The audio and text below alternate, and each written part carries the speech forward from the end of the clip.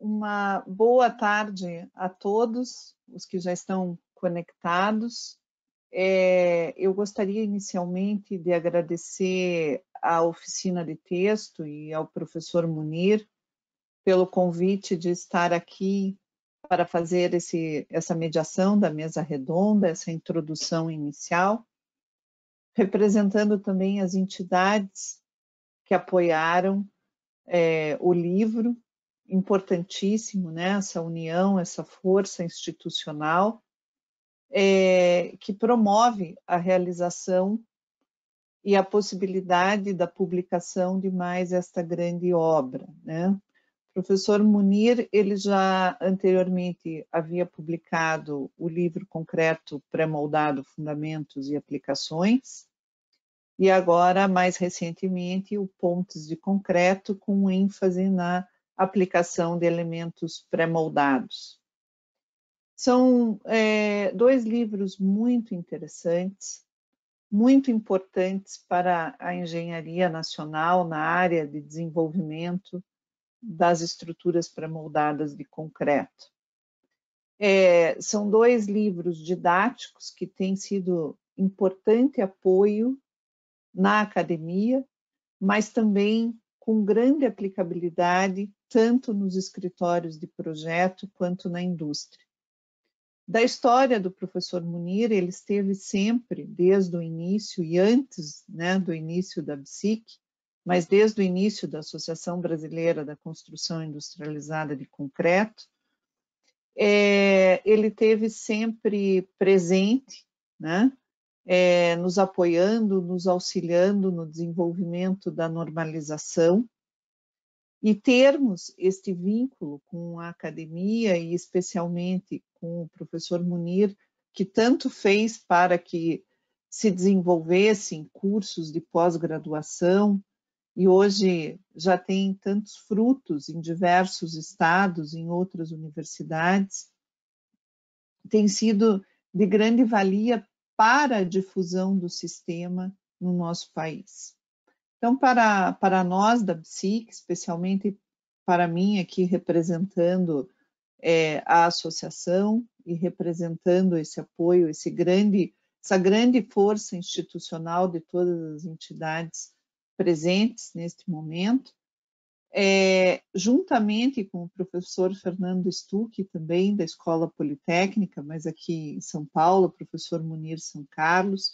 O professor Stuck também tem sido um apoio importante de desenvolvimento da aplicação das estruturas pré-moldadas, através também da sua atuação em projetos de estruturas, né, com obras que são ícones. Eu não vou me estender nessas questões, porque ele vai, na parte introdutória da mesa redonda, falar um pouco do trabalho que ele tem feito com a aplicação de elementos pré-moldados, mas ele tem sido muito importante também na difusão da aplicação desse sistema, tanto na sua atividade como professor, como também no escritório que ele representa e dirige, que tem atuado em obras muito importantes e icônicas no nosso país, não só aqui no Brasil, mas também fora.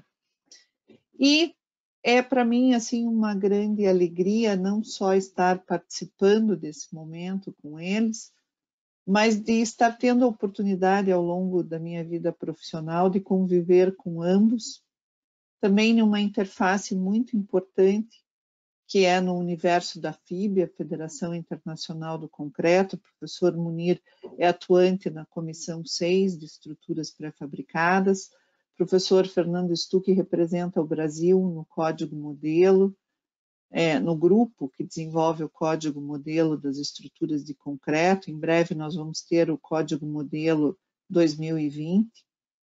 E também ele tem atuado num grupo específico de pontes pré-moldadas de concreto, que creio ele vai fazer uma breve abordagem também sobre esta interface durante a mesa redonda.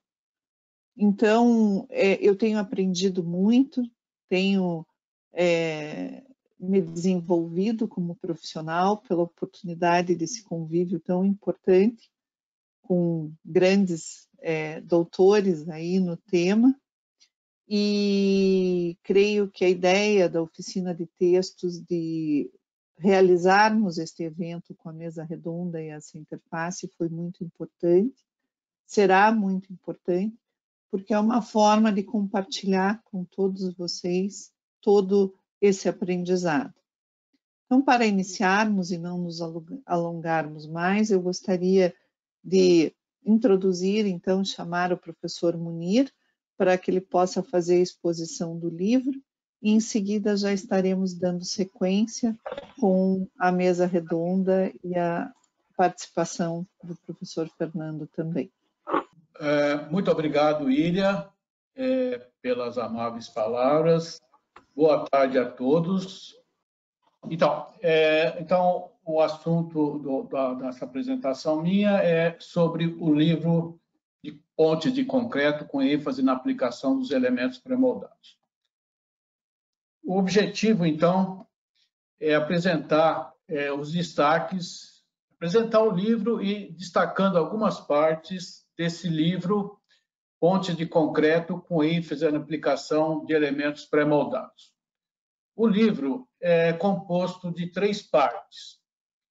Uma parte 1, que seria os capítulos 1 a 5, que trata de pontes em geral. Uma parte 2, que é o capítulo 6 a 10, que trata focado na aplicação do concreto pré-moldado. E ainda uma terceira parte, que envolve 20 apêndices. Então, aqui está o sumário da minha apresentação. Vocês vão ver aqui que eu juntei a parte 1 com os primeiros 7 apêndices, porque eles estão muito relacionados. E separei, então, do restante dos apêndices, de 8 a 20. Então, essa é o sumário da minha apresentação. Então, vamos lá. A origem do livro, eu acho que merece ser colocada aqui, né? Esse livro ele tem origem no material didático feito para a disciplina de pontes na Escola de Engenharia de São Carlos, que eu, por muito tempo, ministrei, em conjunto com o professor Taqueia, e também o próprio livro de concreto pré-moldado, que a Ilha já comentou, Concreto Pré-Moldado, Fundamentos e Aplicações, em que trata de um aprofundamento em dois tipos de aplicação. Estou seguindo uma sugestão do saudoso professor Vasconcelos, que, fazendo a apresentação do meu livro, até a primeira edição, sugeriu que eu fizesse um livro para cada capítulo do livro de pré-moldado. Brincadeira, mas só para mostrar essa necessidade, né? Então, no fundo, a gente precisaria ter alguma coisa mais voltado, principalmente para as pontes, né? Então, é uma coisa um pouco mais direcionada, porque o livro de pontes, o livro de concreto pré-moldado, fundamentos e aplicações, ele envolve um pouco mais, até a parte difícil, envolve as pontes e outras aplicações, mas precisaria, de fato, ter um livro um pouco mais focado nas pontes. Então, essa é a razão. E esse livro, então, enfatiza, ele dá ênfase, então, à aplicação do concreto pré-moldado, principalmente para pontes de pequenos vãos. E aí, pontes de pequeno vão, eu estou caracterizando como vãos até 20 metros. E as pontes de médios vãos, que seria entre 20 e 60. Acima de 60 seriam as pontes de grande vão, são tratadas assim meio não sem muita ênfase no livro. Até porque isso se justifica, né? Porque uma grande parte das pontes, em termos de número, naturalmente, que está nessa faixa aí, a grande maioria está na faixa até 60 metros, cobre aí mais de 90% das pontes construídas. O livro também dá uma ênfase na parte de pré-fabricação, tentando aproximar, vamos dizer, um pouco mais o pré-moldado da fábrica, onde a gente pode aproveitar mais o potencial do concreto pré-moldado. Também eu destaco aqui, vamos dizer, de certa maneira, influenciou muito no livro um programa do governo americano sobre construção de ponte rápida, né, Accelerated Bridge Construction, onde se mostra que não é só aplicação na superestrutura. Então, para a gente ter realmente usar o potencial e ter construções mais rápidas, né, que são muito importantes para minimizar a perturbação ambiental, é estender a aplicação também para a infraestrutura ou mesoestrutura, como queira. Então, esse exemplo aqui, eu gosto bastante, que foi um exemplo que veio,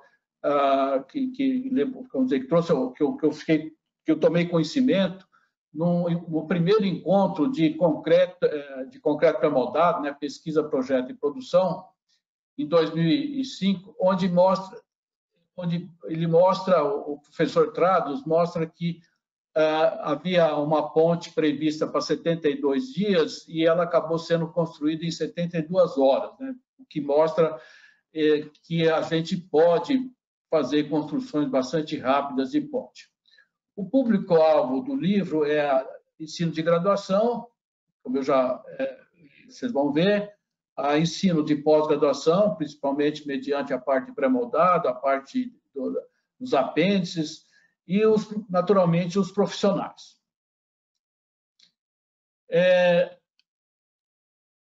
A parte 1 e os apêndices, eu vou passar rapidamente. Então, nós teríamos uma introdução, as ações, sistemas estruturais, seções transversais e apoio nas pontes.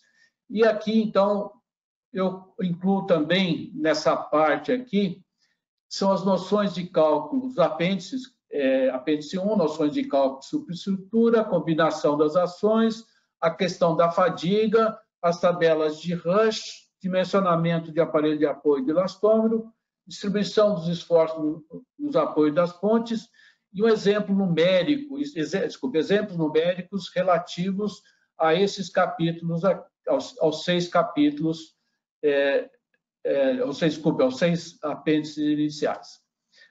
O foco que eu destaco aqui é que essa parte, de certa maneira, cobre a parte do ensino de graduação.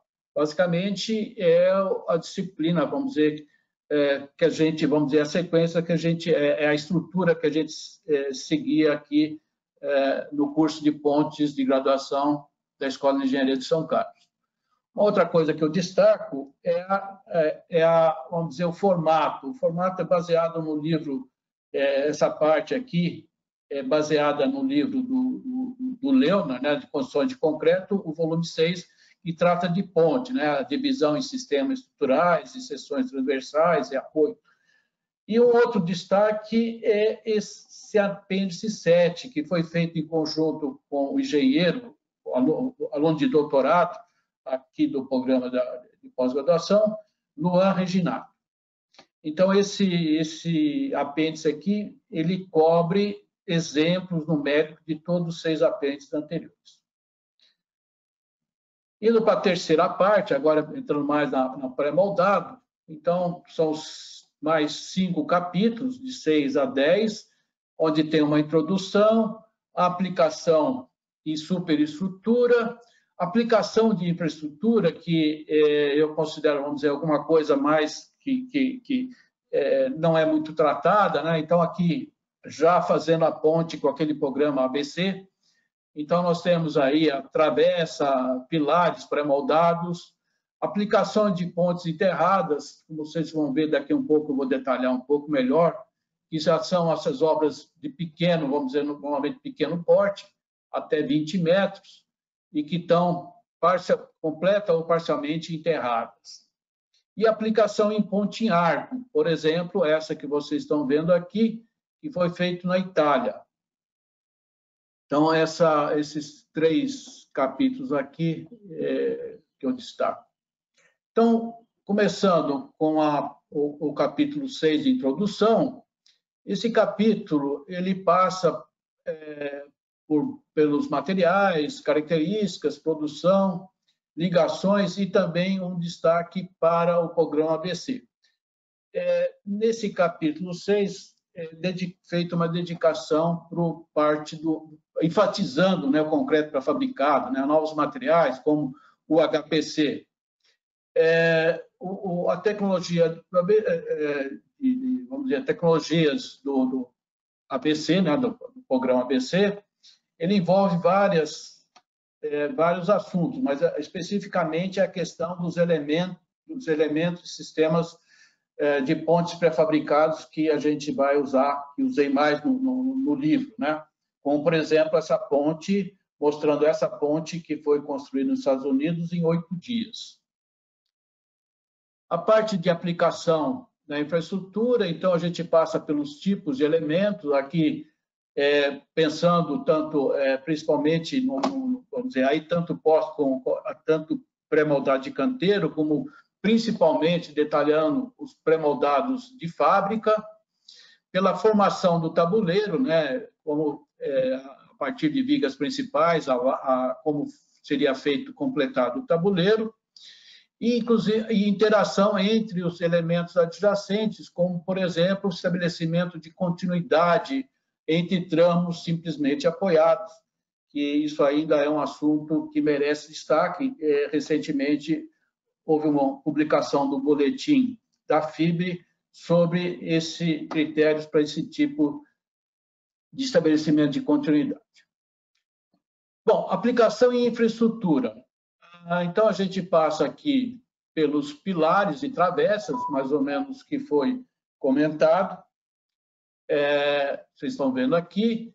Passa pelos encontros, como, por exemplo, está mostrado aqui, né, o emprego de elementos pré-moldados para o encontro, inclusive também para muros de ala, mostrando as ligações também, a borda das ligações.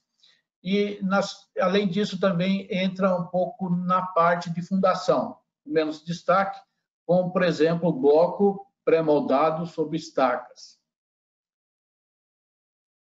As pontes enterradas, então, seriam aquelas obras parcialmente ou completamente enterradas. Então, nesse caso, passa-se pelas seções fechadas, como, por exemplo, as galerias de seção retangular, aqui no caso um exemplo com 2 linhas, né, uma linha dupla de células retangulares, passa por seções abertas, aqui a seção é fechada porque a célula tem a base, quer dizer, ela forma um quadro fechado.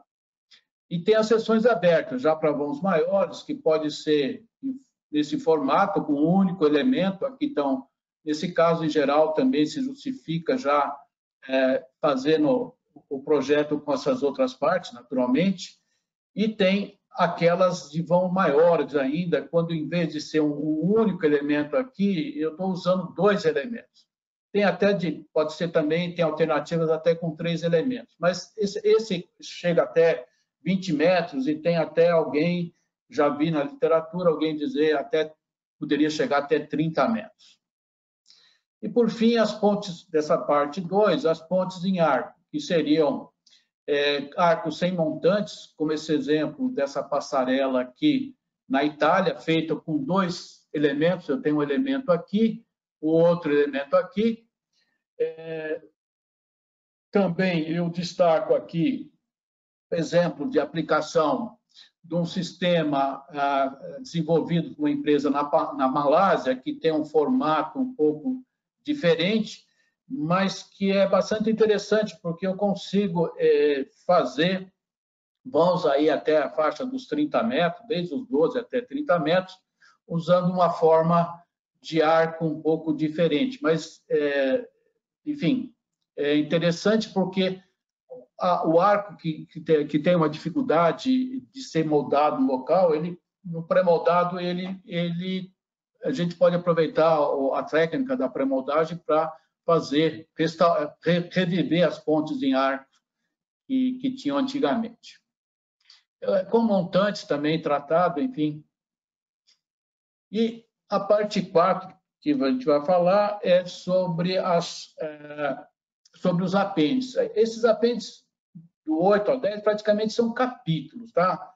Ele foi colocado na forma de apêndice porque eles são isolados, não tem a continuidade, então preferi chamar adente. Mas esses apêndices são capítulos, e nesses apêndices aí foram convidados profissionais, pessoas que têm mais vivência, têm especialização em determinado assunto, para elaborar. Então, começando aqui com o primeiro, que é o apêndice 8, modelagem numérica, foi desenvolvido pelo Vitor Chaves, da Projeto Pontes Engenharia, e ele fez, então, desenvolveu esse apêndice, né, da parte dos fundamentos, aqui as possíveis formas de modelagem, e fez exemplo de superestrutura, mostra exemplo de superestrutura com duas vigas. Exatamente esse duas vigas foi o exemplo dos apêndices 7, que foi usado no apêndice 7. É exatamente aquele que foi feito manualmente, aqui está sendo feito mediante uma análise por computador, um programa de computador, e inclusive comparando os resultados. Os apoios, e eu destaco aqui a questão da superestrutura com viga pré-moldada. Então, ele apresenta a análise do caso de vigas com pré-moldado com pós-tração, típica de pós-tração, né?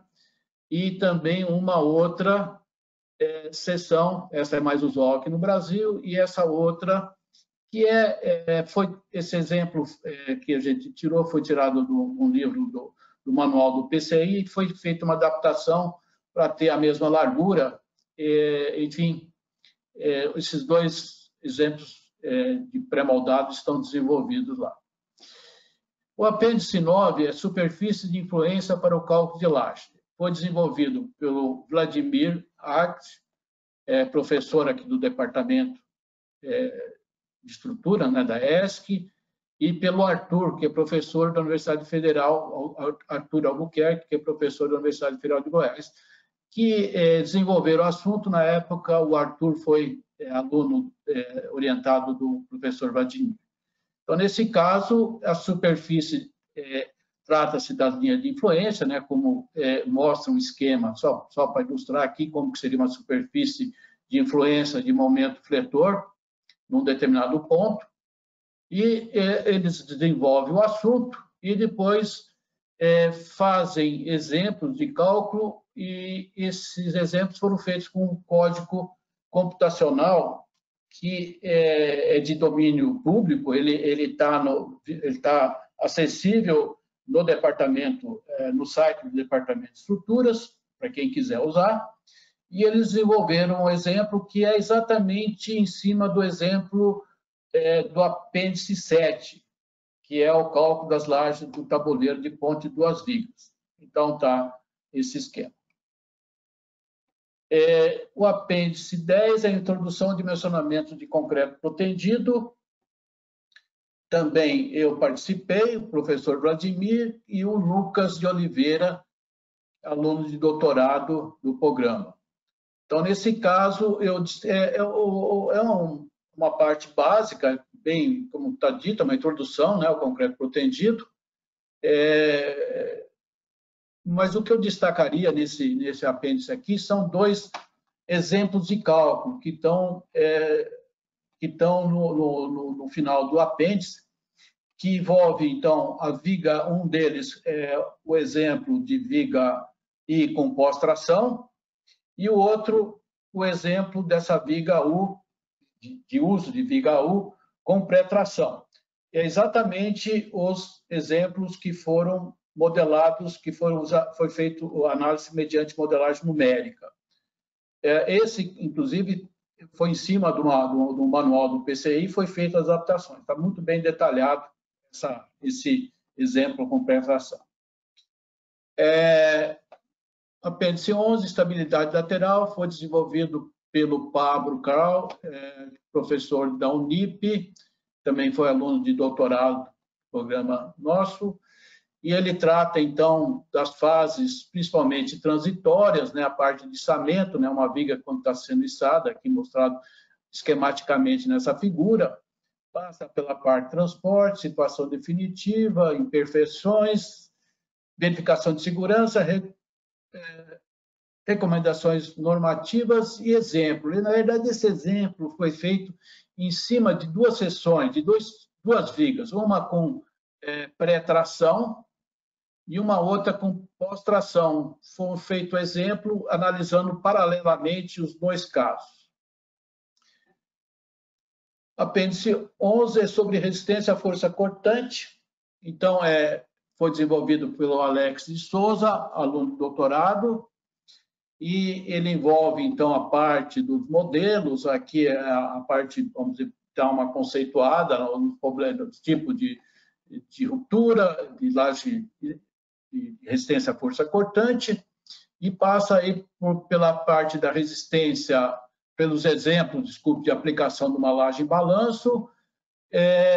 Exemplo 2, que seria laje, que é esse caso que está sendo mostrado aqui na figura, que é o caso de lajes apoiada, né, em uma série de vigas pré-moldadas, um caso bastante típico aqui das aplicações do Brasil. E depois mais um exemplo com laje apoiada em 4 vigas, que volta ao exemplo do apêndice 7. Esse cidalhamento na interface foi eu que desenvolvi. Então, esse problema do cisalhamento da interface é a questão de garantir que o concreto pré-moldado e uma parte moldada local formem um elemento composto. Então, nesse caso, por exemplo, eu tenho que garantir o cisalhamento no caso da laje e no caso da viga, né? E o problema começa a ficar um pouco mais crítico quando eu diminuo a área de transferência aqui dessa parte. Então, foi desenvolvido o assunto e, por final, que eu destaco é um exemplo numérico, uma viga de ponte. Essa viga de ponte foi pego num projeto bastante antigo, aí da década de 70, atualmente fazendo as adaptações, e esse está detalhado, inclusive, usando a norma brasileira e usando o Model Code, o Model Code de 2010 ainda. O apêndice 14, que é de tabuleiro de viga pré-moldada. Então, esse caso aqui envolve um exemplo que eu mostrei lá para trás, que é quando eu tenho a laje, tenho a viga pré-moldada e a laje pré-moldada. E a ligação entre os dois é feito mediante nichos, que são moldados no local, que são concretados aqui. Então, o assunto é desenvolvido, passando pelos vários casos, e depois um exemplo. E nesse caso, eu destaco naturalmente o exemplo, que é muito interessante, que é feito que seria paralelo, que seria similar ao do apêndice anterior, que foi basicamente com os mesmos dados do caso anterior, mas eu destacaria nesse apêndice principalmente os detalhamentos das ligações, como é que seria esse detalhe dessas ligações com o nicho. O apêndice 15 é sobre superestrutura de elementos mistos de aço concreto. Então, foi desenvolvido pelo professor Max. E esse caso, então, aparentemente, ele está aqui como uma situação típica, mas esse caso aqui é importante porque, exatamente nessa mesma ideia, eu posso usar essa laje também, aliás, relativamente comum, nos Estados Unidos, por exemplo, é o uso de painéis pré-moldados para formar essa laje de cima. Então, tem a ver também com pré-moldado, embora o exemplo que ele mostrou não chega na laje, ele praticamente desenvolve a parte metálica. O projeto estrutural de galerias de seção fechada, aqui é um aprofundamento no caso de galerias de seção fechada. As galerias de seção fechada, o mais comum é a seção retangular, mas também é possível e está sendo estudado outras seções transversais com o uso de formas que tendem a ter uma forma estruturalmente mais eficiente. Então, esse caso passa pelas pressões, né, pressão que aparece, principalmente bem detalhado para a seção retangular. passa pela pressão próxima, quando eu tenho carga, quando a superfície a galeria está próxima à superfície, problema de sobrecargas nesses casos, a modelagem estrutural e o detalhe, quer dizer, nesse caso que eu tenho um formato mais apropriado, eu posso fazer uma modelagem levando em conta a interação solo-estrutura. E vai dimensionamento e depois tem um exemplo no final desse caso aqui, usando um software de uso, de propriedade da ABTC, que permite um cálculo bastante racional. O apêndice 8, que é o detalhamento estrutural de pontes com sistema de arco enterrado, foi desenvolvido pelo professor Pedro Wellington Teixeira, da EPUSP, e esse caso, então, passa pelos elementos, tem vamos dizer, descreve quais são os elementos que aparecem nesse sistema, que seria, vamos dizer, próximo das galerias de grandes dimensões, né? A galeria de seção aberta. Então, ele desenvolve o assunto, e eu destaco aqui o sistema, um exemplo de sistema moldado local, que ele apresenta aqui, vocês estão vendo um arco bastante abatido, e um sistema de pré-moldado também, que é esse caso aqui, feito com 2 elementos pré-moldados e uma ligação entre esses 2 elementos aí, com múltiplos voos. Também está detalhado lá na apêndice. As passarelas de concreto pré-moldado, passa-se por esses assuntos, ação, sistema, e eu destacaria aqui, nas considerações adicionais, exemplos de uso de o HPC em passarela. Aqui estão 2 exemplos, uma no Japão e uma na Coreia do Sul, que são exemplos bem emblemáticos, foram os primeiros de aplicação do HPC em passarelas. E também destaco alguns exemplos do uso do sistema estrutural de stress ribbon, que é com a estrutura principal é um cabo, mas o tabuleiro é feito de elementos pré-moldados. E especificamente nesse caso aqui, eu também tenho o uso de pré-moldado para fazer esse arco aqui, que não é um formato um pouco diferente do sistema usual. Capítulo apêndice 19 são técnicas construtivas, né? Aí passa pelos casos de concreto moldado local, pré-moldado, balanços sucessivos, né? Nesse caso, eu destacaria aqui a ponte aqui feita que emprega a técnica de balanço sucessivo, feita no Brasil, né? Pelo engenheiro Emílio Baumgart, que é o marco para a engenharia nacional. E sistemas de técnica de deslocamento, que eu chamei de técnica de deslocamento, por exemplo, sistemas novos, emergentes, aí, que estão aparecendo, como esse caso dessa técnica de fazer a ponte aí a partir de elementos pré-moldados e, mediante içamentos, aí eu consigo formar a ponte, né? E também alguns casos que nem aparecem, que não conseguem ser enquadrados nos casos anteriores, como esse exemplo que foi apresentado pelo Hugo Corres no segundo encontro de pré-moldado na pesquisa, projeto e produção aqui no Brasil. E, por fim, um apêndice de manutenção, né? Até porque, embora só apareça nesse apêndice, mas esse assunto, naturalmente, hoje é extremamente importante, é tão importante quanto a construção e a manutenção, né? Então, a ideia aqui foi passar meio assim, sem aprofundar muito, para poder caber no apêndice, pelos vários aspectos relacionados com o assunto, né? Como a gente pode ver aqui, né? Ponte relativamente nova, já totalmente com problema de manutenção, e precisando já de manutenção, né? Então, passa pela prevenção, que mostra como é possível prolongar a vida.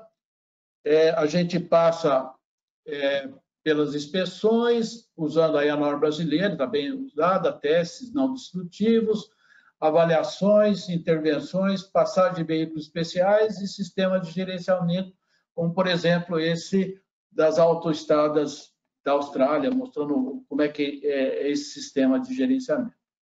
Então, finalizando, eu gostaria, então, que esse livro fosse assim um agente provocador, né, nos leitores, principalmente os profissionais, de pensar, levar em conta, né, naquela situação que a alternativa geralmente é considerada normal, tradicional, clássica, e também aquela que o mercado está acostumado, ou então que o construtor tem grande experiência, reflexões do tipo, mas será que nesse caso não é uma alternativa mais interessante, né?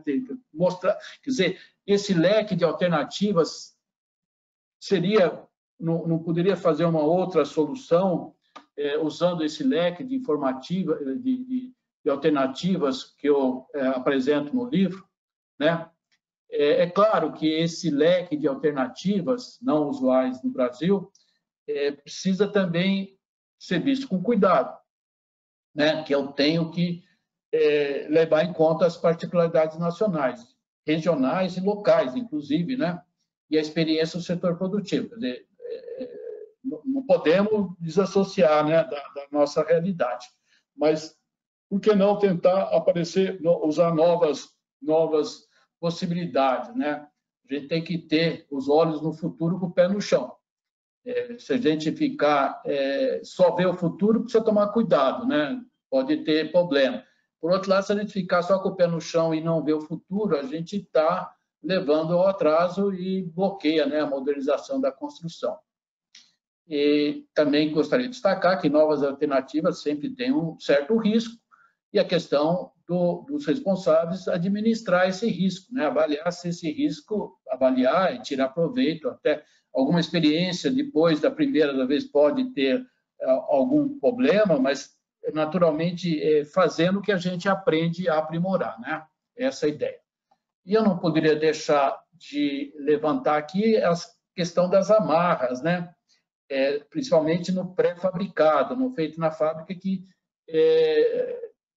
essas amarras que não são de ordem técnica, mas de fato elas aparecem, que são de natureza, né, de legislação, né, e a questão tributária, que devem ser vencidos. Então, a gente tem que procurar vencer essas amarras aí, fazer pressão para que essas coisas, porque senão a gente vai ficar no atraso.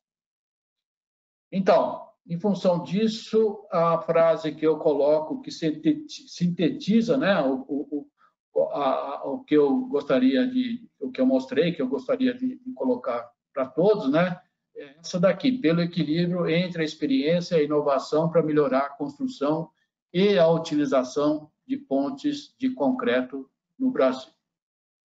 Então, agradecer a oficina de texto, aos patrocinadores da BSIC, BTS, patrocínio Gold, o patrocínio Silver da ABS, da BCP, da BTC, e o apoio institucional da Associação Associação Brasileira de Pontes e Estruturas. Então, muito obrigado pela atenção. Excelente introdução, apresentação do livro, professor Munir, para que o nosso público tenha uma ideia do contexto, né, desse verdadeiro compêndio, com itens aí fundamentais para a aplicação dos elementos pré-moldados nas pontes de concreto. Eu gostaria de chamar aqui conosco, pedir que integrasse aqui o nosso quadro junto ao público, o professor Fernando Stuck, agora, para que a gente possa, então, conduzir a nossa mesa redonda. Boa tarde, Stuck. Prazer receber você aqui na mesa, né? Até principalmente pela fala, pela última frase do professor Munir, né? Sobre este equilíbrio entre a experiência e a inovação. Então, ter você conosco nesta tarde, pelos anos de experiência que você tem aplicando elementos pré-moldados nas pontes de concreto, né? Nós gostaríamos que você fizesse uma breve introdução aqui na nossa mesa, relatando um pouco do que tem sido essa jornada, né, na interface aí com a utilização dos elementos pré-moldados. Nós vamos ter essa primeira parte da mesa com essa tua introdução, para depois abrirmos aí a nossa interação aí com o público. Perfeitamente, Iria. Primeiro, eu agradeço o convite de estar aqui. É um prazer estar aqui com você, ouvir o que o Munir falou, é muito bacana. A gente precisa ter consciência que esses livros ajudam, esse livro vai ajudar muito. Mas a gente anda muito. Eu tenho sonho de escrever também das coisas que eu estudei, mas vai ser muito difícil, porque a carga, só quando eu me aposentar, de fato. Mas uma coisa, eu queria começar meu comentário pelo fim da conversa do Munir, e que a gente precisa ter uma absoluta consciência disso. O Guimarães Rosa diz no livro lá dele que viver é perigoso, né? Mas a gente, quando é engenheiro civil, precisa ter consciência que é mais perigoso. Bem mais do que engenharia mecânica ou coisa parecida, que você faz protótipo, testa. A gente não, faz uma obra, faz um projeto e já vira a obra. Né? E especialmente quando a gente precisa arriscar um pouco nas inovações, e não tem jeito. Se não fizer isso, não tem alternativa. Então, fazendo uma historinha bem curta, quando eu me formei em 75, 76, comecei a trabalhar numa pontona que está na minha memória desde aquele tempo, que é a Ponte do Araguaia, que tinha viga pré-montada, Munir, de 42 metros de vão, pós-tração, com dente Gerber na ponta, apoiada em pontas de consolo sucessivo, de 20 e poucos metros. O vão total era 80 e pouco. Por quê? Porque a gente estava com medo de ir até o centro, ter dificuldade de controle da flecha, não ficar bom.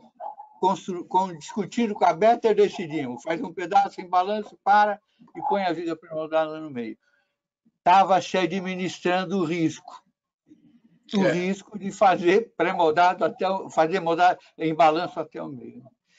Agora, uma coisa interessante é que a gente vem aplicando viga pré-moldada direto.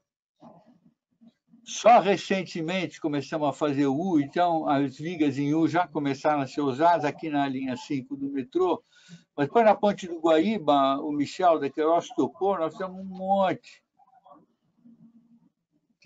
A maior parte é tudo em viga U pré-moldada, e a vantagem é que você tem menos viga para lançar. A viga é um pouquinho mais pesada, mas a Queiroz concluiu que valia a pena. Então, a grande maioria é viga pré-moldada. Em U, né? Agora, era interessante falar uma outra coisa que eu achei legal, você mostrou os arcos, e a gente fez um projeto há alguns anos para artérias de passagem de fauna em arco. Discutimos passagem de fauna em arco. Passagem de fauna quer dizer fazer um caminho para os bichos atravessarem sem ter que atravessar a estrada. Né? Como eu tinha falado do Guaíba, que é tudo viga U, né? E a laje pré-moldada na largura toda, com os blockouts, como exemplo que o Munir incluiu no livro. Acho isso importante para obra grande, isso facilita muito. Depois lá tem uma coisa nova bacana também, que é a duela pré-moldada sem epóxi. É a primeira vez que foi feita no Brasil, né? Que é uma solução bem bacana. O controle de flecha deu super legal. E o mestre era um velho, experiente. Um dia eu fui lá acompanhar e disse, Fernando, onde que você comprou a sua bola de cristal? Eu falei, que bola de cristal? Mas como é que você acerta as flechas? É que eu corrijo toda a minha estimativa pelo que eu meço do que você fez. Então, aí bate. Isso é super importante. Dá para bater o controle de flecha. Não é calcular pelo modelo teórico. Você monta o modelo teórico, a cada vez você vai ajustando os erros e afinando a rigidez. Está sempre super certinho. Mas eu fiquei super feliz, com vontade de comentar a história da passagem de fauna. Então, era uma passagem de fauna que ia ser uma ponte convencional, um viaduto convencional, vai. Os encontros, as vigas pré-moldadas. Aí eu falei, peraí, não é bem ambiental, bem não sei o quê. Vamos fazer em arco? Conversamos com os contrapartes, os caras toparam lá, eram artérias, hein? Então, foram vigas pré-moldadas, que venciam, tinham uns 30 metros de comprimento, já se apoiavam nos encontros preparados para isso. Depois enchia tudo de terra, então tinha uma carga permanente grande, mas a carga variável passava a ser uma parcela pequena. Bom, na hora que entregou, isso subiu lá, deu um maior rolo. Mas como? Vai dar um trabalhão? Então eu falei, espera aí. Você não tem que fazer um monte de ponte desse tipo? Eu falei, eu tenho. Passou algum tempo, foi construída uma, Munir ficou ótima. Porque ficou uma cara super naturalista. Fica mais natural, né? Mais natural o formato, mais mais apropriado para a fauna. Aliás, tem um exemplo. Há pouco tempo eu vi um exemplo muito interessante na revista, uma revista do PCI, do PCA, exatamente com isso que você está falando, associando, né, a questão do formato, assim, está em sintonia, né, com a natureza, né? É legal. É muito bacana, viu? Então, vamos pensar agora, falar uma palavrinha só do Guaíba, que a gente ganhou a concorrência, dando um desconto grande, e industrializou tudo. Muita coisa era moldada em loco na solução oficial, era um RDCI, e nós entramos na corrente, deram um belo desconto, mas começou que as estacas eram escavadas no local, ficou tudo pré-moldado. Os blocos tinham bloco casca, os pilares eram pré-moldados, as travessas, mas era uma obra enorme, tinha 100 mil metros quadrados de tabuleiro. E eram 2 canteiros, Munir, enormes, que eram verdadeiras indústrias. Eu queria agora falar um pouquinho de indústria, ver o que vocês acham. Mas uma coisa que a gente decidiu foi pôr os 2 canteiros pertinho da água, para transportar fácil os pré-moldados para o local, né? As vigas foram com pré-tração, né, Stuck? Tudo pré-tração, exatamente. Tudo pré-tração. Como era uma viga em U, tinha bastante espaço embaixo, de graça, para você colocar a pré-tração, resultou uma solução interessante, viu? E a história de pensar o canteiro, como não é industrializado, e eu queria falar um pouquinho de industrialização, teve que fazer 2 canteiros, eu discuti com eles para eles procurarem gente que tinha experiência em indústria de pré-fabricado, porque aquilo eram 2 verdadeiras indústrias, tinha um mar de coisa para fazer. Eles se assessoraram bem, a coisa funcionou direitinho. Então, eu queria falar uma coisa também, a gente tem feito demais galeria, a gente chama de galeria pré-moldada. Com vão pequeno, é a duela pré-moldada como você desenhou lá, até 3, 4 metros. Mas a partir de 5, 6, a gente tem feito laje moldada em loco, com 2 muretas de cada lado para receber a parede pré-moldada e depois a laje pré-moldada. Fizemos isso já um monte de vezes. O pessoal está até interessado. Mas aí, a gente já falou um pouquinho disso, eu já falei com a Ida e já falei no DR. Nós não conseguimos, Munir, trazer para as pontes, desde as normais, vão de 20 até 40, 50 metros, mas também para as galerias, nós não conseguimos trazer a indústria. Nos Estados Unidos, a indústria está super engajada, na Europa também. Sim. Então, eu fui lá no DR e perguntei, se a gente trouxesse aqui um padrão que os pré-moldadores aqui do Estado de São Paulo topassem fazer, você topava mudar o seu projeto padrão? Resposta, topo. Nós vamos conseguir fazer isso, Munir.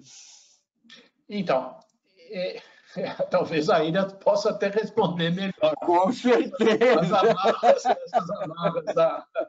As nossas amarras, vamos libertar das amarras.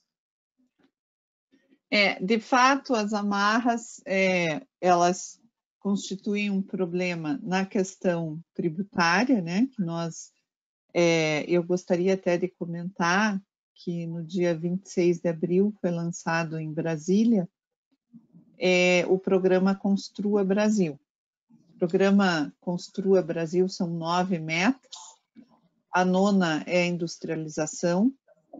Esse programa vem de uma iniciativa do Ministério da Economia, né? As entidades tiveram uma grande participação, e ele tem 3 pilares básicos, né? Que são a desburocratização, né? É fundamental para que a gente avance na construção civil, essa parte inicial.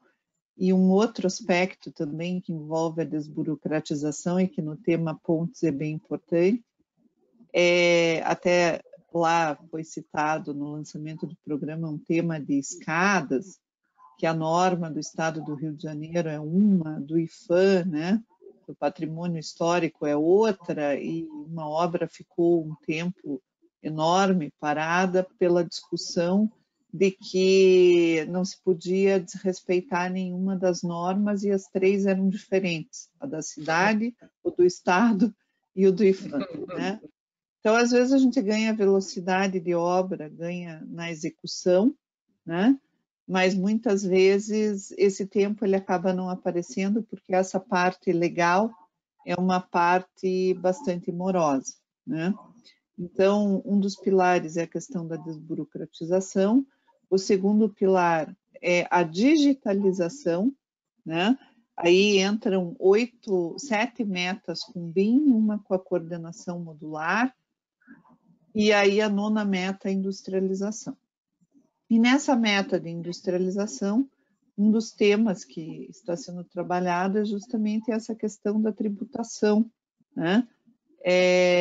Porque nós temos um diferencial que, quando os elementos saem da indústria, incide o ICMS, que não incide quando você, por exemplo, concreta, no caso do concreto, né, você concreta em loco.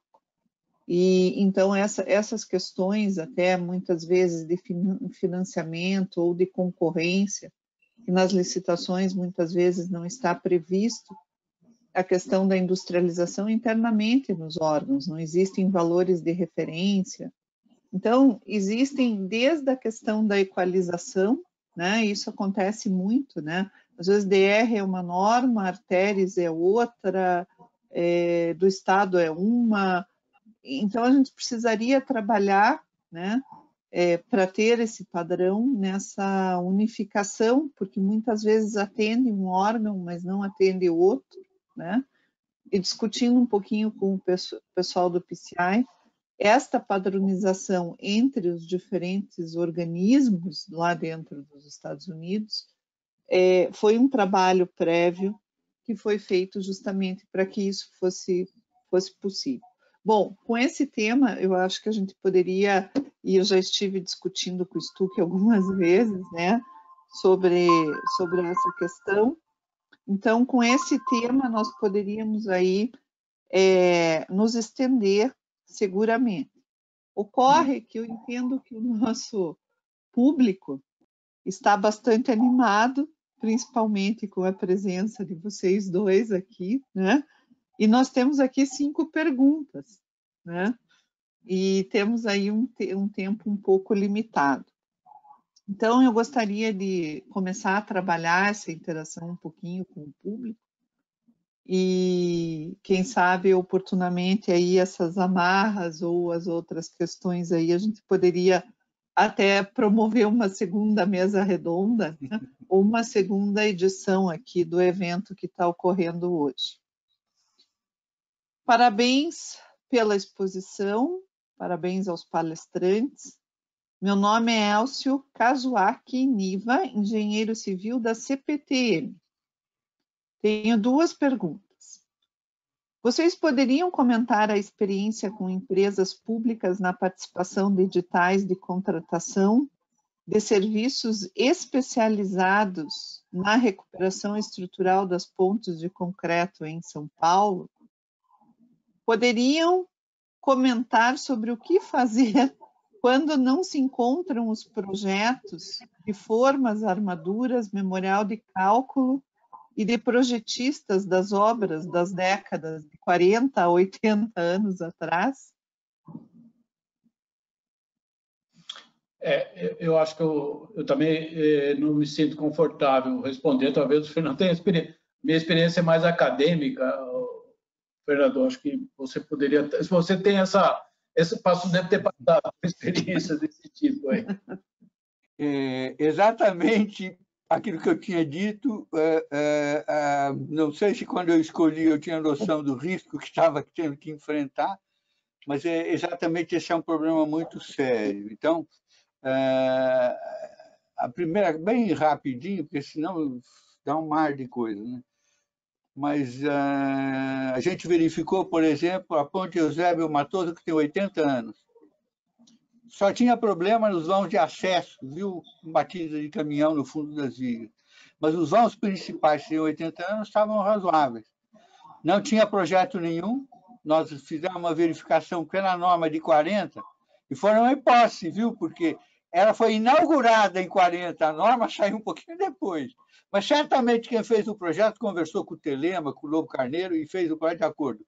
Porque nós checamos e fomos lá e bateu a armadura. Então, eu acho que não tem projeto, tem que refazer o projeto pela norma da época e confirmar algumas armaduras. E aí verificar o que acontece com as cargas atuais, né? Na Ponte Eusébio Matoso, acabamos fazendo prova de carga, ela tem um desempenho muito bom, e está com 80 anos. Eu conversei com o Vitor, que era o secretário Vitor, isso aqui vai durar mais uns 25, mais meia vida útil, mas tem que fazer as inspeções direitinho, né? Agora, deixa eu fazer mais uma observação, que eu achei que as suas perguntas foram ótimas, não dá para eu falar de tudo, mas eu queria falar um pouquinho sobre a contratação. E aí a gente ouve um pouquinho o que o Munir e a Ilha olham disso, que é uma questão de lógica legal. O que acontece? Você vai ser contratado para fazer o projeto de um reparo, mas você não sabe se vai ter o projeto ou não. Aí, não só o Estado, às vezes as concessionárias pedem para você orçar a verificação e orçar o reforço. Mas eu nem tenho o projeto, eu tenho que refazer o projeto para depois verificar se tem o reforço. Aí eu descubro se precisa de reforço, depois faço o reforço. Então, não dá para fazer o contrato sem ter portas abertas para aditamento. Esse troço é super delicado. Por conta dessa e outras dificuldades, eu tive já 2 eventos com o Tribunal de Contas do município de São Paulo, e estamos trabalhando na tentativa de chamar a atenção deles que não dá para tratar essas questões de recuperação de obras antigas como se fosse obra nova. Então, fazer o preço do projeto de uma obra nova, deixa comigo que eu faço. Me dá as dimensões e em uma semana eu te entrego a proposta. Agora, um caso como esse, não tem jeito. Eu tenho que estudar, achar o projeto, não achei.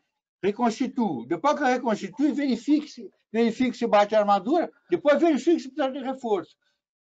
Está uma bruta discussão, mas tem algumas pessoas, para minha surpresa e satisfação, viram para mim, Fernando, acho que você tem razão, vamos ver o que dá para fazer. É um caminho, vamos ver onde que a gente consegue andar, né? Acho que eu dei uma ideia, Vaília.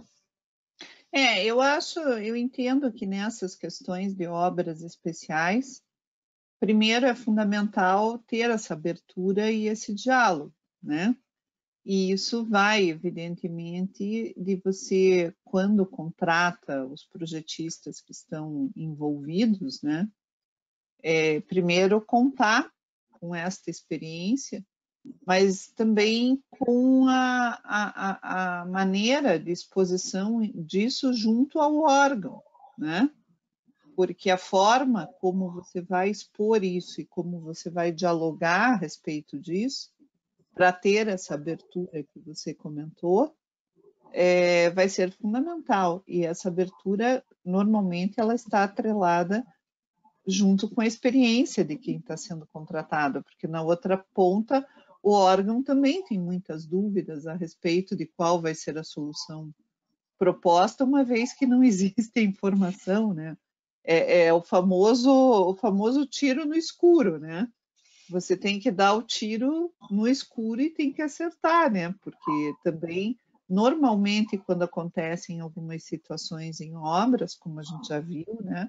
Não só no estado de São Paulo, mas em outras regiões também, às vezes isso acontece não numa situação de uma intervenção preventiva. Às vezes o fluxo, o tráfego já está interrompido, né?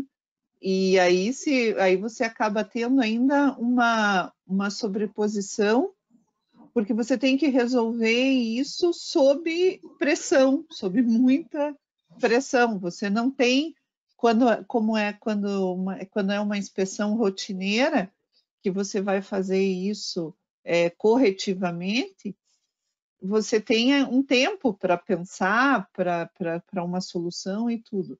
Agora, quando você está sendo contratado, porque o prazo é ontem, porque o tráfego da marginal está interditado, como a gente sabe que já aconteceu, né?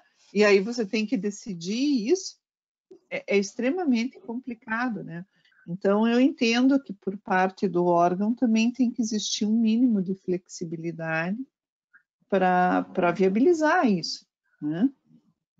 Então, é mais ou menos essa questão. Se vocês me permitirem, a gente já está aqui com 5 perguntas, essa é a primeira ainda, e em função aí do nosso tempo, eu gostaria de avançar um pouquinho a pergunta 2, né? Prezados, como verificar a instabilidade lateral de vigas e pré-tensionadas, levando em consideração a idade reduzida do concreto no ato da proteção?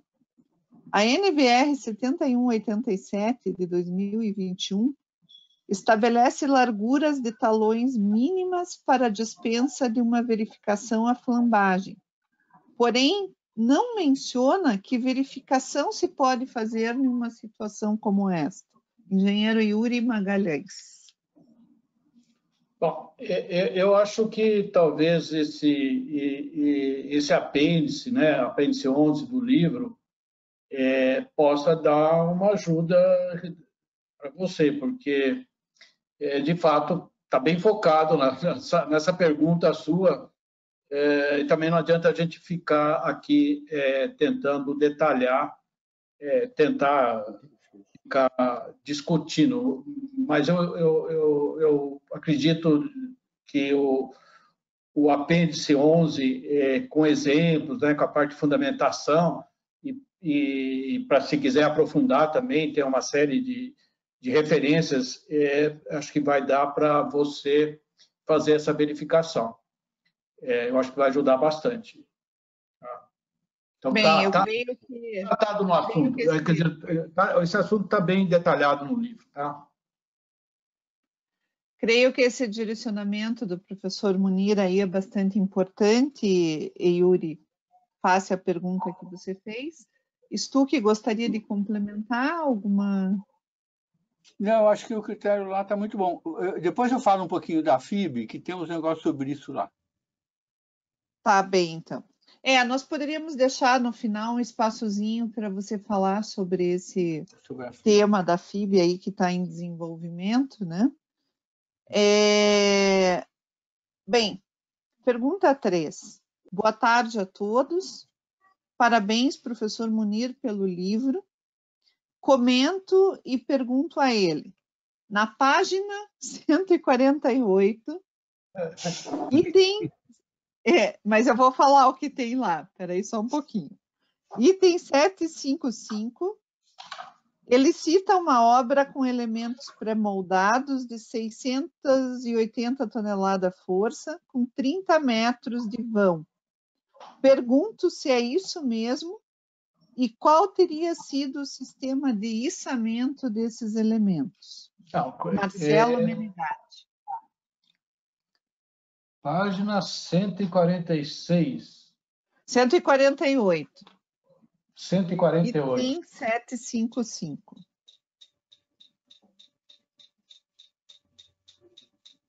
Desculpe, mais um que você falou aí, essa... Desculpe, Ira, dá para você repetir aí? É citada uma obra com... É citada uma obra com elementos pré-moldados de 680 TF. Tá, eu já sei. Com 30 metros de vão. É um sistema muito pesado. De fato, essa viga aí é muito pesada. Ela é uma ponte, é a seção transversal da ponte ferroviária. E, enfim, o artigo que eu faço referência trata... que foi feita na Itália. De fato, o equipamento, eu vi lembrando das fotos, são equipamentos superpotentes. De fato, o valor é alto, mas é isso aí mesmo. Tá? Foi que está dito no artigo. E porque a seção toda... Desculpe, são duas linhas, mas é a seção toda, né?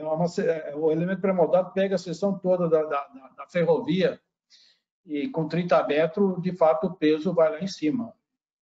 Equipamentos, acho que, de fato, aqui para o Brasil pode ser seria fora do coisa, mas foi construída com esse equipamento já faz um certo tempo isso aí, viu? Isso já tem, não é tão novo assim. Embora o artigo seja de 2012, a obra é bem anterior a essa. Talvez no artigo tenha mais tem mais detalhamento, né? Esse artigo é da revista do PCI, que é domínio público. Então, é só entrar lá e pegar. Tem as fotos de equipamento. Mas o peso é esse mesmo. Qual é a principal razão da limitação do diâmetro de 16 milímetros para as alças de içamento dos elementos pré-moldados? Essa questão é uma questão que na 9062 foi bastante discutida, né, professor Munir? Basicamente está atrelada a aspectos de segurança, né?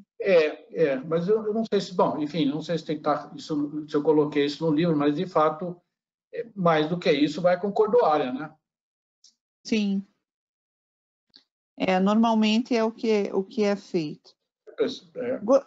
Gostaria que o senhor falasse um pouco sobre as possibilidades de padronização, acho que a gente já falou um pouquinho, né? De seções e soluções tradicionais no molde das diretrizes, do exemplo Caltrans americano, exatamente o que o professor Fernando já falou. Bem, eu acho que a gente explorou um pouquinho essa questão, né? Existem algumas interfaces importantes nesse contexto. A primeira delas é a gente vencer alguns aspectos que às vezes inviabilizam esse desenvolvimento e até a aplicação dos elementos quando vem da indústria, né? Eu acho que hoje nós temos ainda, por conta desses entraves, nós temos também muitas obras que são executadas em loco. Quando você tem obras executadas em loco, elas são especificamente a construtora que está executando o pré-moldado, porque aí você não tem a figura da indústria, justamente pela falta de padronização, e aí a gente um pouco está naquela situação, né, de se Tostines é fresquinho porque vende mais ou vende mais porque é fresquinho, né? A indústria não pode padronizar porque não existe uma demanda ou um volume de padronização suficiente. E o volume não é gerado porque a indústria não tem os elementos padrão e fica nessa situação, mas a indústria também está muito relacionada com essas amarras, né? Que o professor Munir aí comentou, que às vezes o in loco, pela uma incidência de carga tributária menor, acaba vencendo o produto que vem da indústria, da fábrica, né? Isso acontece com uma certa frequência. Em pontes também a gente observa que, às vezes, as distâncias, né, dos centros produtores levam a você ter que executar também a solução em loco. E como, às vezes, existem demandas, mas essas demandas não estão associadas aos centros produtores, ou isso tudo dificulta um pouco. A gente teria que ter um programa, né, gerar um programa nacional e trabalhar em cima disso para que nas duas pontas houvesse essa convergência, porque quando você tem muita coisa executada em loco também, a questão da padronização de formas e de tudo isso acaba não ocorrendo, o que aconteceria na indústria, né? Porque aí você teria uma demanda X que permitiria esse escoamento e que você investiria em algumas baterias de formas específicas para aquela finalidade, né? Então a gente fica sempre em um nó, né? Que é o entrave aí que o professor Munir falou.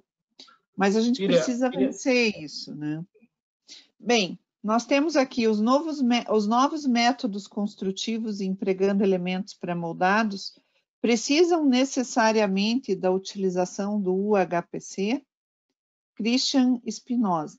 Antes de o Stuck e o professor Stuck e o professor Munir aí responderem aspectos técnicos com relação a isso, eu queria comentar que o UHPC é o grande, vamos dizer assim, em termos de desenvolvimento tecnológico, é uma grande possibilidade para aumentar a competitividade do pré-fabricado.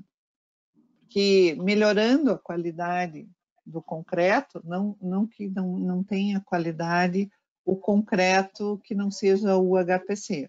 Sempre vai ter qualidade se estiver atendendo às especificações e às normas técnicas, né? Se os critérios de performance estiverem atendidos, tem qualidade. Mas vamos dizer assim, trabalhando com concretos especiais, nós vamos conseguir sempre reduzir peso de elementos. Como na indústria a gente trabalha com logística, trabalha com transporte, trabalha com içamento, a gente sabe, por exemplo, o aluguel de uma hora de guindaste, quanto custa. Agora mesmo estávamos aí conversando como fazer para içar, né, um elemento que tem um peso significativo.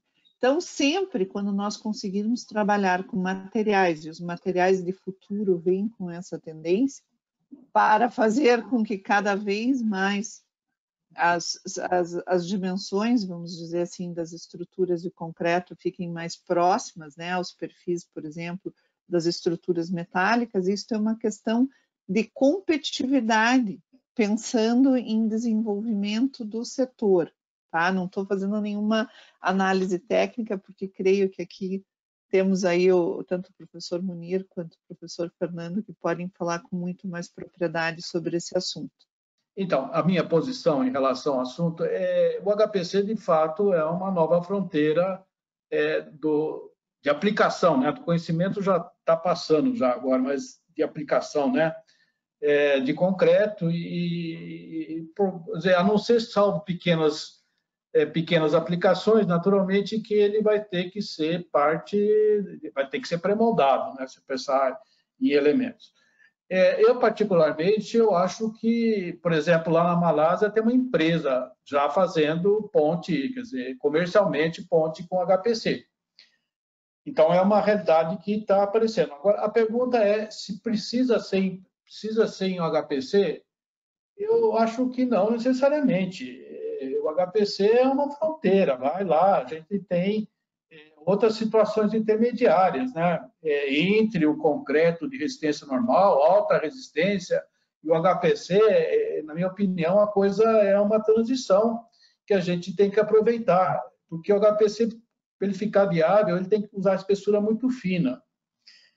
Eu, particularmente, eu acho que a gente tem que tentar ver qual que é a melhor solução, pensando nas variações aí, desde o concreto de alta resistência. Hoje eu não vou falar em concreto de resistência normal, porque, desculpe, mesmo não de resistência aí na faixa de 30, 40, acima disso daí pode aplicar em concreto pré-moldado. Então, vai desde aí dos C35 e vai aí até o HPC, que resistência aí de 150 MPa. Mas eu acho que tem toda a faixa para ser aproveitada e não precisa obrigatoriamente, vão fazer só com 150. Essa é a minha opinião. Antes de passar para o Stuck, a gente entrou aqui uma outra pergunta que também diz respeito ao UHPC, então acho que a gente já está nesse tema, né? Do Joaquim Mota, parabenizando os palestrantes e perguntando qual o estágio no Brasil da utilização de UHPC na pré-fabricação de vigas de pontes. Eu queria só comentar, Joaquim, prazer ter você aqui conosco também, né? Você que tem nos apoiado e aí desenvolvido tantos trabalhos aí importantes aí na área de pontes, mas já existem muitas indústrias e recentemente nós tivemos uma missão ao Japão, visitamos a Sumitomo Mitsui lá, né? E vimos a aplicação de concreto UHPC. Isso foi em 2019, quando o pessoal retornou ao Brasil, e isso tinha ocorrido após também um seminário de pontes, em que nós trouxemos esse grupo de pontes pré-fabricadas da FIB, com a coordenação do Marcelo Weinberg, o Stuck vai comentar um pouquinho depois desse trabalho. Isso promoveu, vamos dizer assim, um agito dentro do setor, no sentido... Opa! Eu acho que minha imagem, alguém congelou minha imagem de novo. Mas o seu som nós não perdemos. Mas se o meu som continua, eu vou seguir falando. Continua em ordem. Então, logo depois, logo após você já voltou já, Ilia. Logo após o seminário que nós fizemos aqui no Brasil, oportunizando que nós estávamos com experts de diversos países aí, sediando com apoio da ABSIC essa reunião aqui do grupo no Brasil, nós depois tivemos essa missão. E isso fez com que a indústria buscasse desenvolvimento das dosagens de UHPC e iniciasse alguns testes dentro da indústria, né? Eu não tenho hoje, o UHPC já foi utilizado, por exemplo, na obra dos Sírios, por exemplo, naquelas bases que foram feitas dos equipamentos, foi utilizado o UHPC, foi uma indústria de pré-fabricados de São Paulo que produziu. Eu não tenho ainda notícias de ter sido aplicado especificamente em pontes, Joaquim, mas sei que já existe muito trabalho de pesquisa em parceria com algumas universidades no desenvolvimento da dosagem do material. Stuck, vou passar para você, já com esse mote das duas perguntas, né, que foram feitas, e penso que a gente poderia conversar um pouquinho também sobre esse trabalho, sobre esse grupo da FIB que eu mencionei. Uhum. Tá, eu faço um resuminho, então. Vamos falar primeiro do HPC um pouco, porque por conta desse trabalho com vigas pré-moldadas, enfim, montou-se um grupo na Comissão 6, o Working Group 6.5, né, para estudar vigas pré-moldadas pelo mundo. E tem lá 28 tipos de solução espalhadas pelo mundo inteiro, que são usadas. Em alguns países, Estados Unidos e Europa, é tudo já industrializado. No Brasil, não tem alguns exemplos, não é.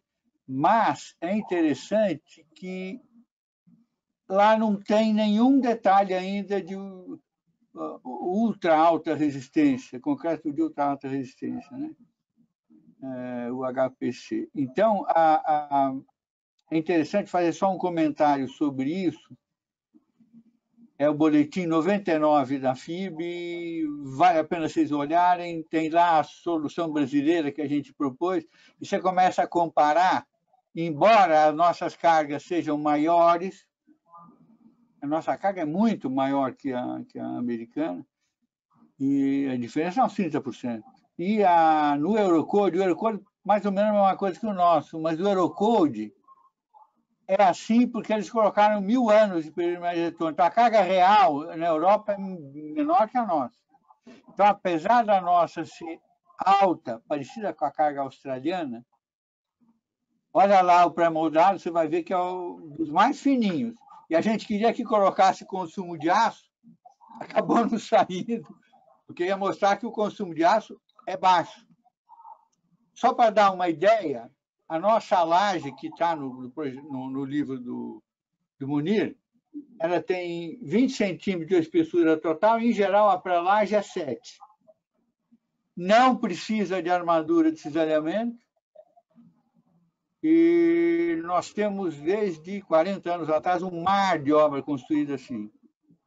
Não tem nenhum problema de deslocamento ou de fadiga dessa armadura, é super interessante.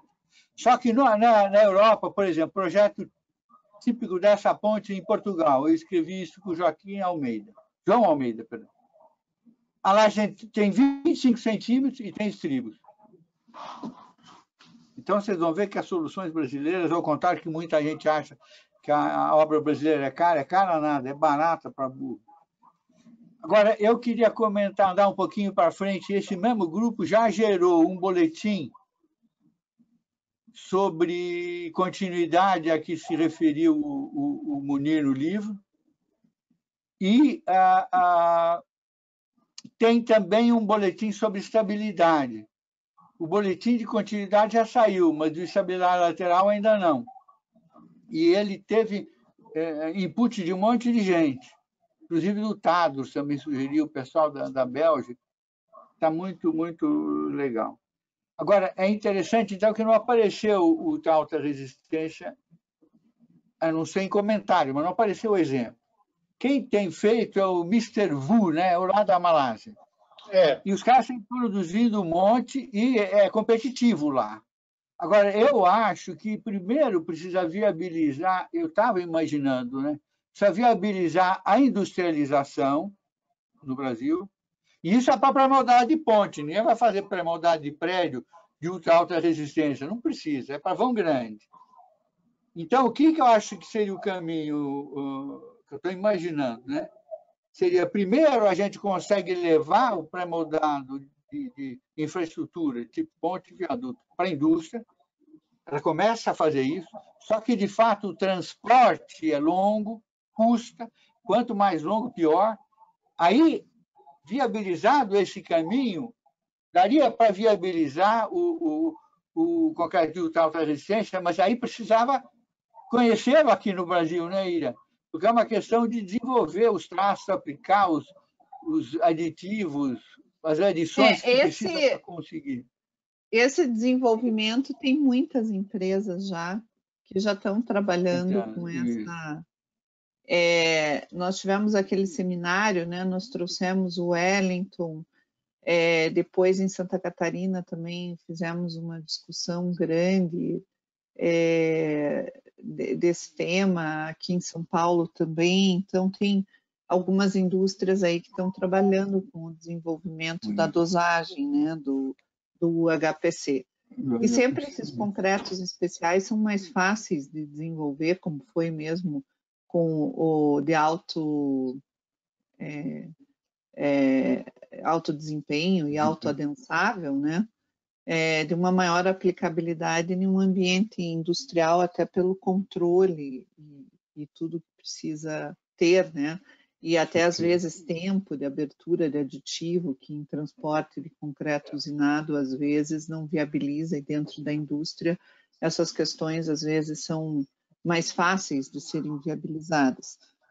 Mas, e já foi aplicado em algumas situações de obras especiais, como eu citei ali, os Sírios, né? Mas ainda não tenho conhecimento da aplicação efetiva na viga de pontes, né? Nós temos uma última pergunta aqui, E aí, com essa pergunta, vamos encerrar, né?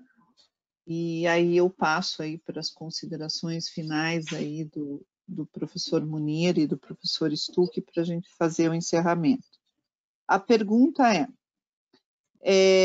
parabéns aos professores, excelente oportunidade. Como se faz a verificação para se evitar que a vibração natural das estruturas pré-moldadas das pontes não entre em ressonância devido às cargas dinâmicas do vento?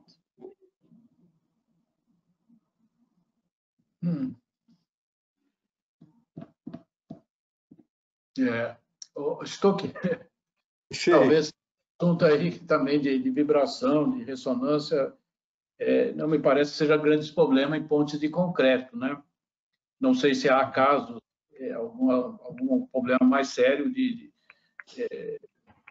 em relação a esse assunto. Eu confesso que eu não tenho estudado esse assunto para dar uma resposta melhor, mas não tenho, por outro lado, também não tenho visto nenhum problema, né? Pelo menos da literatura, né? Problemas relacionados com esse fenômeno aí que foi apontado. Então, não me parece assim alguma coisa muito importante no projeto das pontes de concreto, né? De concreto, você tem razão. Deixa eu fazer curto e grosso uma explicação. Esse problema apareceu na ponte de Tacoma, né? Mas apareceu na ponte de Niterói. Mas a ponte de Niterói é um vão de 300 metros, metálico, levíssimo. Quando a gente faz isso de concreto, a chance é muito pequena, como o Uni disse. Na ponte do Guaíba, com vão de 140, teve gente lá do DENIT que perguntou, o Assir estava envolvido. Aí nós demos uma resposta pelas normas internacionais mostrando que o peso e a rigidez dessa ponte ficava fora das necessidades de verificação de instabilidade dinâmica, vamos dizer, ou até mais aerodinâmica. Mas isso para as pontes com um concreto de alta resistência. Vai lá, a ponte do Guaíba é FCK 50. Agora, se você pensar no concreto de ultra alta resistência, e isso for muito para frente, pode ser que a gente caminhe um pouco nessa direção. Nós vamos ter que verificar. Mas eu tenho impressão, que seria primeiro para viga pré-moldada com vão pequeno, quero vão de 30, 40, 50 metros, não pensando em vão de 150, 200, mas não estamos pensando no ano, mas podia fazer a duela pré-moldada de ultra alta resistência, podia, aí pode pegar esse problema, mas nós vamos ter que ir devagarzinho ver o que dá para fazer. Aí, se o problema aparecer, tem que fazer que nem o Ronaldo Batista fez na ponte do Niterói, põe um sistema de amortecimento. Se começar a vibrar, amortece. Eu vejo desse jeito, mas nós vamos ter que subir um degrau de cada vez. Primeiro, como diz a Ilha, vamos viabilizar o concreto ultra resistência. Depois, viabilizar as vigas de ponte na indústria. Porque eu não imagino usar ultra alta resistência num canteiro de obra. Acho que não vai dar certo.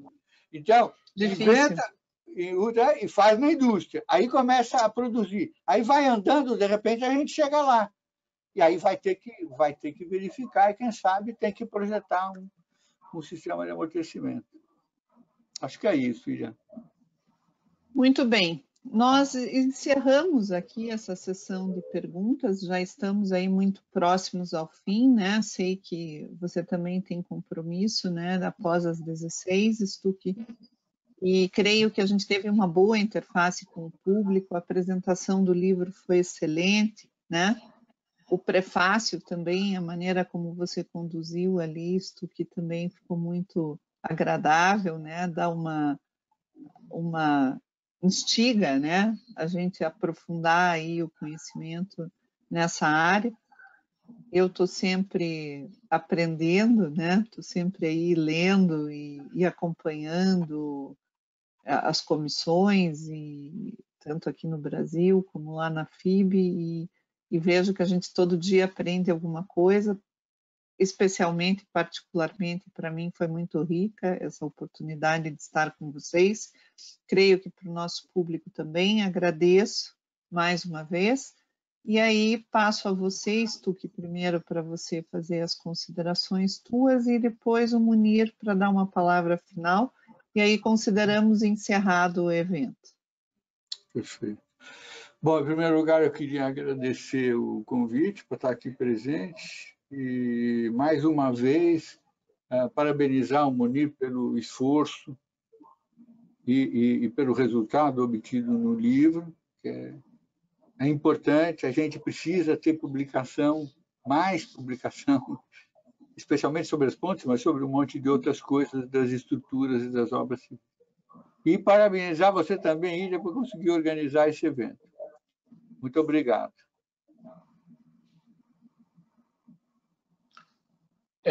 Eu também gostaria de oportunidade muito interessante de discutir aí a parte de tentar juntar, né? Eu sou mais da academia, né? O Stuck que está bem na parte profissional, né? E você ir aí a visão da indústria, né? De concreto remodado, acho que foi muito legal juntar essas partes. Aí, esse debate foi bastante produtivo e espero que o público tenha gostado. Então, agradeço a presença de todos e da minha parte. Tá ok. Um abraço a todos e, enfim, da nossa parte está encerrado, Maite.